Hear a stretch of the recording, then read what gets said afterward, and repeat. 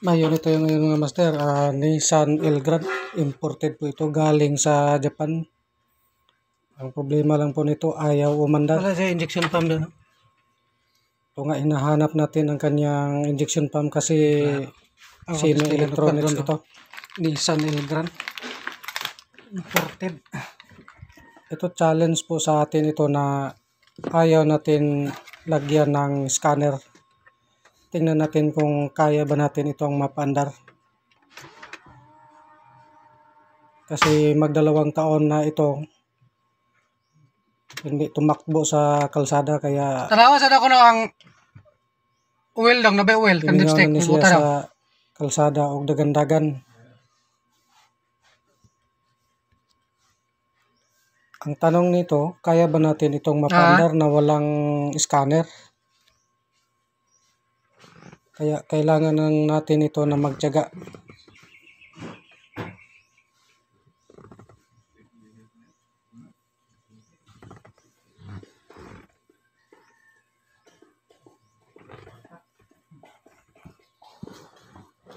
Hanapan po natin ito ng paraan para mapaandar. Para hindi tayo maulawan sa may-ari.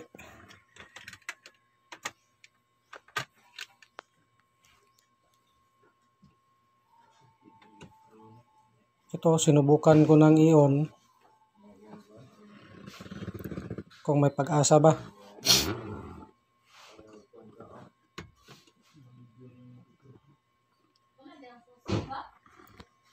Testing pardon do Yun, parang may pag-asa itong umandar. Pero ayaw lang tumuloy.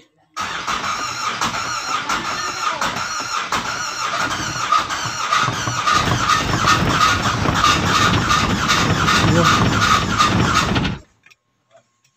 Problema lang nito, ayaw tumuloy.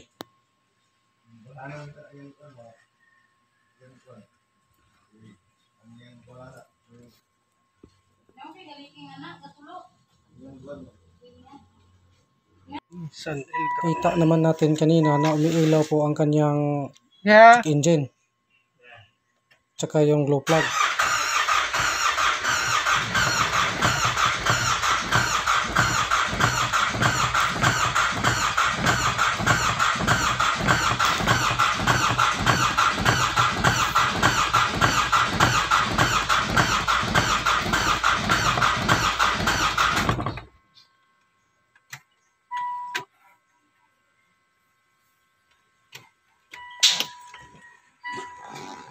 Ito na ngayon mga master, mga idol, ito yung Nissan Elgrand kanina na hindi umandar.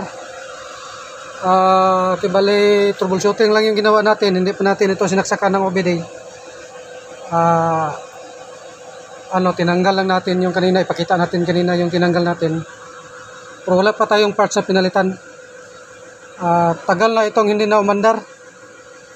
Siguro mga 2 taon siguro, 1 taon ito. Pila ni katuig boss, wala mandar? Mga duha na, usa pa.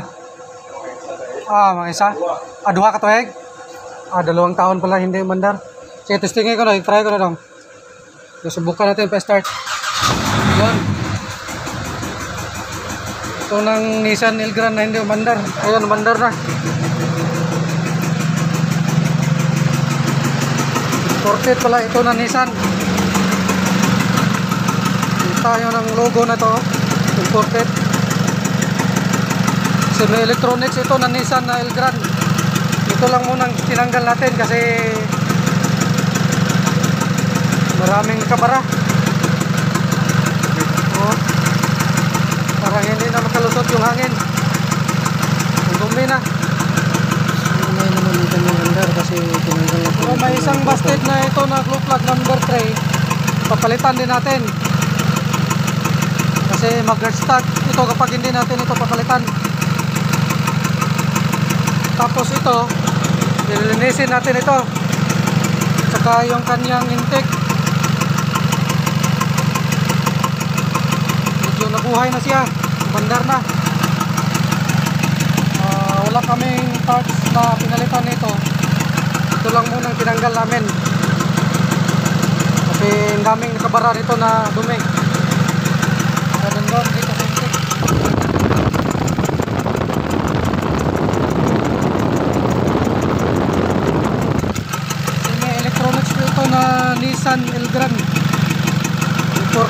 galing sa Japan na siya ba? Japan, no? Buo sa Japan. Minsan sa Japan. So ngayon, umandar na.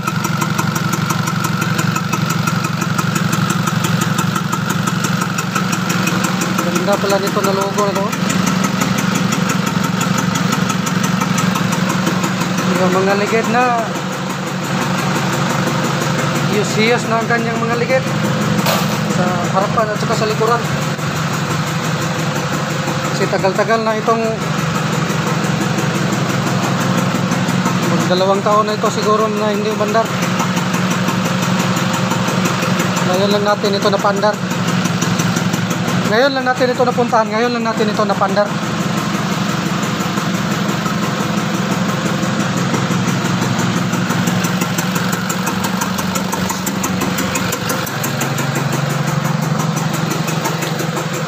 Palungan ako na kung 1 click ba yan. Start ako tro. 1 click ba? 1 click naman dahil. Buhay na niya, 1 click na. Master, yung Nissan Elgrand na ginawa natin. Tatapos na po natin ito. Nilinisan natin ito. Kanyang throttle kasi madumi. Tapos napandar natin ito, wala tayong pisa na pinalitan.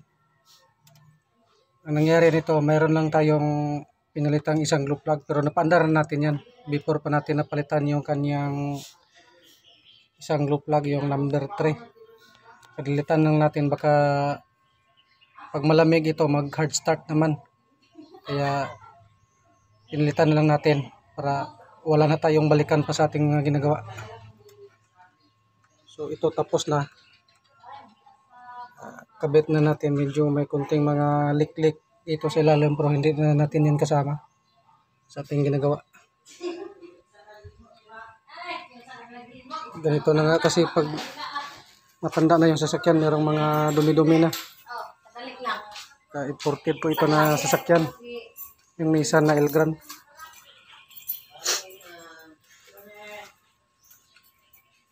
So kita naman natin dito sa logo. Ito yung logo niya, Nissan Elgrand.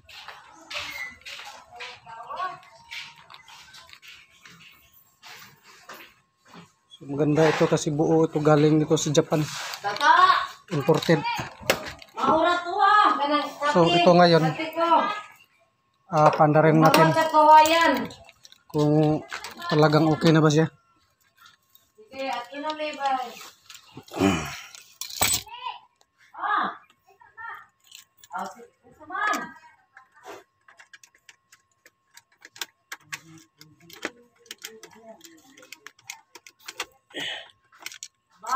Iba palang susi yung ano natin. Ito na.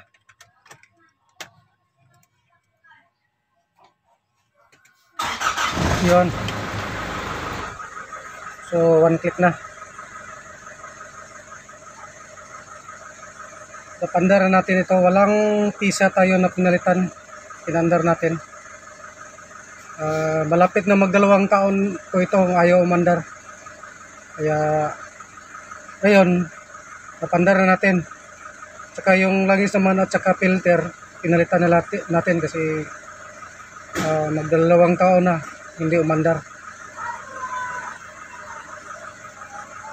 So ito na siya ngayon, nabuhay na. Ito yung kanyang loob.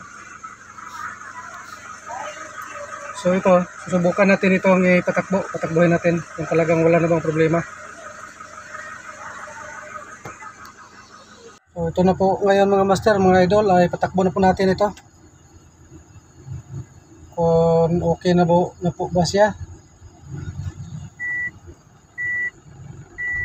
Para malaman natin kung wala na bang problema.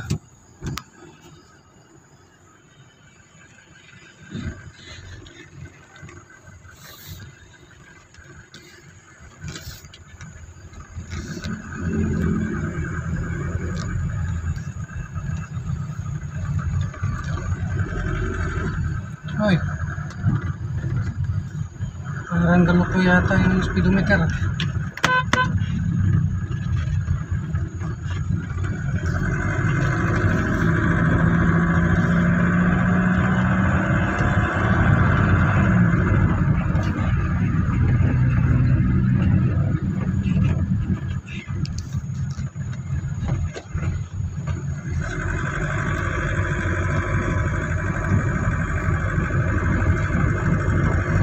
Dandahan lang tayo kasi maraming mga sasakyan dito.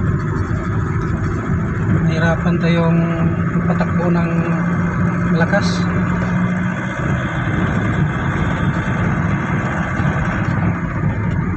Medyo traffic nga kasi.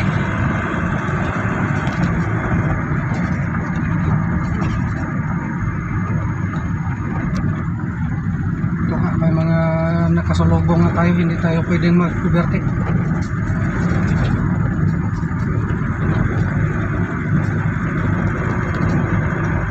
Okay naman siya, malakas naman kanyang takbo. Okay pa ang kanyang shifting sa kanyang transmission. So hanggang nandito lang po tayo. Maraming salamat.